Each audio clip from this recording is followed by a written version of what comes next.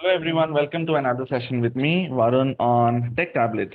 In this session, we'll be talking about the fourth part of the machine learning, right, interview series. So as you can see, this is the fourth part. We've already covered three good parts of the interview series on ML, and this would be the fourth, right? And if you have any queries, as I keep saying, you can follow me on my Insta ID, that is Hyderabadi Chora, and I shall be more than glad to assist you towards any of your queries.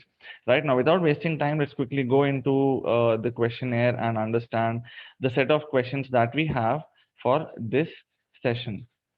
Right now, the agenda would be to talk about interview questions. Obviously, as you can see, I started with SAP ABAP, moved on to SAP UI5, started a YouTube channel on SAP and data science, started RAP, which is my call of passion, and then finally moved on to be a data science trainer and a data scientist by data science developer by by job. So yeah, I work on R language, Python, and TensorFlow, and I think now you know my Instagram ID. If you have any queries, please do hit me up, and I'll be more than glad to assist you. Now, talking about the first question, that is, in SVR of Python, do we need to use the inverse transform function, and why do we have to use it? Well, this inverse transform, firstly, when we talk about the inverse function, it is available in not just scaling, it's also available in sampling and other methods as well. But when we are sticking to the question in specific, that is why inverse transform SC, this is used when you want to scale, or when you want to go back to the original scale, right? So we have applied feature scaling so that your values come, the mean of the values gets to zero, and the values generally fall between -1 to 1. And when you make a prediction without inversing the scale, then you would get the scaled predictions values, which are not humanly understood. I mean, they cannot be understood. So that is why you use inverse. You firstly put transform, and then you use inverse transform to get them back to normalcy. That is the flow procedure. The second question is, can we select the most significant variables thanks to p-value in R? Okay, now here when we talk about this, it is imperative for us to understand that p-value is not used in SVR here, because if we are using support vector regressor, right? This is not SVC, this is SVR. Then it is to be understood that your model most probably is not linear. Now, if it is not linear, then you would, probably go on to some other variant of methodology, right? Or some other methodology or some other algorithm. So because this is not linear data, p-value is now not eligible, right? Therefore, the other options we can use are, notwithstanding feature selection, you may use feature extraction, all right, dimensionality reduction. But dimensionality reduction is generally applied to decision trees, and it would reduce the number of features. So these are the different options we have when we talk about understanding the significant variables or extracting the significant variables from your algorithm, from your data set in your algorithm. The third one is, how does decision tree algorithm split the data point? Well, it uses the concept of standard deviation in very simple words. That is, as okay, so now we all know that this is the structure of a decision tree. Let me just draw it out here. So a decision tree keeps splitting values based on different features that we have within the data set, right? Now these features are identified based on standard deviation, all right, and the standard deviation is continuously decreased right from top to bottom. Hence, when you're trying to build a decision tree, you would try to find the attribute which gives us the highest reduction in standard deviation, thereby trying to achieve homogeneous branches in the end. This is also a similar question to the third one, that is, how is information, or what is information gain, and how does it work in decision trees? So see, the information gain in decision tree is exactly the standard deviation we look to reach. That's exactly what was discussed in question number 3 also. We calculate by how much standard deviation decreases after each split. Same thing. Because the more the standard deviation is decreased after a split, the more homogeneous the child node would be. Now, why did I write, or why did I try to come up with two questions which are almost of the same variant? It is just to ensure that now, ideally, when you're listening to these videos, you're supposed to put the video on a pause after you listen to the question, try to answer them, and then compare your answer with these. And if this is the procedure that you're following, then you should be able to, gauge that there may be questions which are different, but the answers may be same. All right. So that is a very important point for all of us to remember when we are attending an interview. Then the fifth one is, what is entropy and how does it work in decision trees? Well, this is a measure of disorder or uncertainty. Okay, here as it is written. Okay, here in a part resulting from the split. Okay, so the more homogeneous is your data in a part, the lower would be the entropy for all obvious reasons. What is homogeneous? The same type of variables. So the more you have splits, the more you have chances to find parts in which your data is homogeneous, and therefore the lower your entropy would be, which is closer to zero. However, you may still find some nodes where the data is not homogeneous. Again, here we are talking about some nodes. Okay, and therefore the entropy would not be that small. So entropy is the disturbance or the disorder that's available within your entire tree.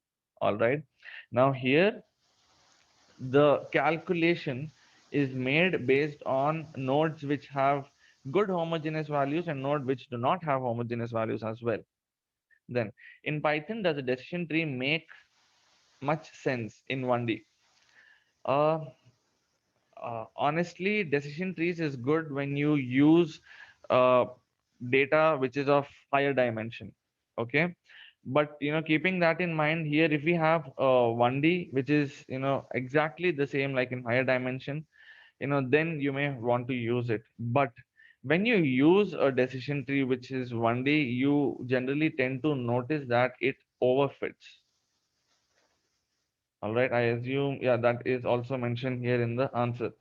Hence, you may want to keep your model in your toolkit, okay, in case you're dealing with a higher dimensional data and not just blindly work on decision trees. The next one that we have here is, why do we get different results between R and Python?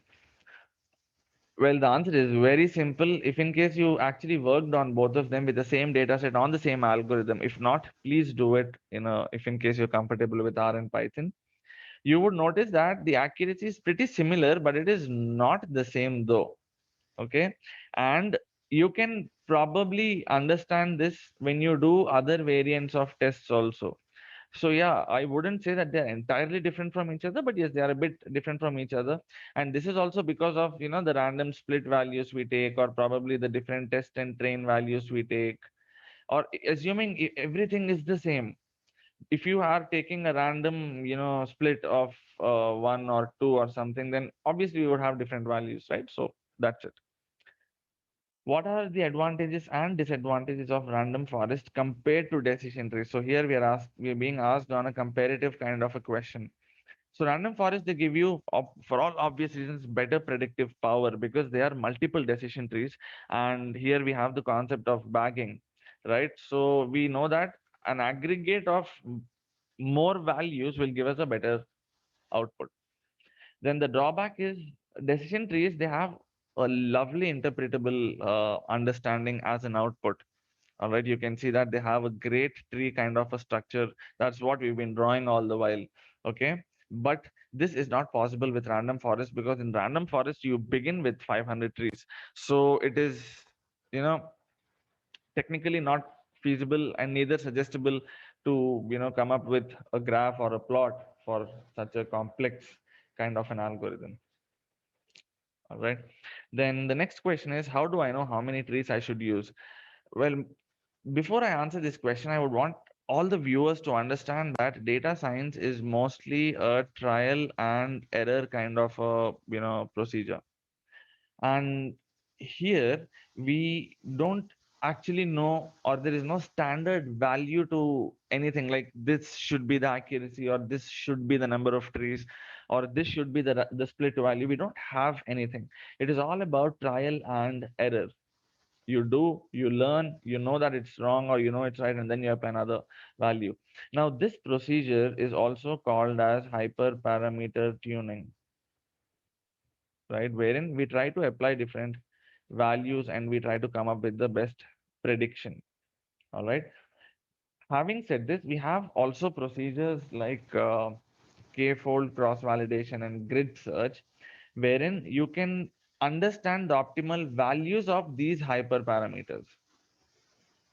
Okay, like how many number of trees or what is the split, minimum depth, maximum depth, things like these can be understood, but still it's your call. It is completely the call of a developer as to what is the value that you may want to think, or what is the value that you think is deemed fit for the algorithm that you have. In R, how do we decide how many trees would be enough to get relatively accurate result? Again, pretty much the same question. So wouldn't give you any, entirely different answer. We would be using the same parameter tuning, that is grid search with k-fold cross validation. And that's the same thing that we were doing here also. Okay. And we would try to tweak the values manually. See, this word manually is very, very important for us. And also this semi-automated search, which is k-fold validation, also can be performed. But please do not undermine or underrate or underestimate the power of manual tweaking. We notice that 60% of the times your values are achieved by manual tweaking as well. Okay. So yeah, this becomes equally important for us as a developer, as a procedure. All right. So yeah, I think that's pretty much it that we have in this uh, video, mostly covering decision trees and random forests. But if you have any queries, please feel free to use the comment section below. Do not forget to share and subscribe this with your friends, because I think it's the data science boom that's happening, and I believe that these videos should be useful for one and all. And if in case you're looking for any extensive training, please feel free to reach out to me on my Instagram ID, or to my personal email ID, and I would be more than glad to assist you or to probably sort out for you. Thank you very much. You have a great day and all the very best for the interview that you're about to take up. This is me, Varun, signing off.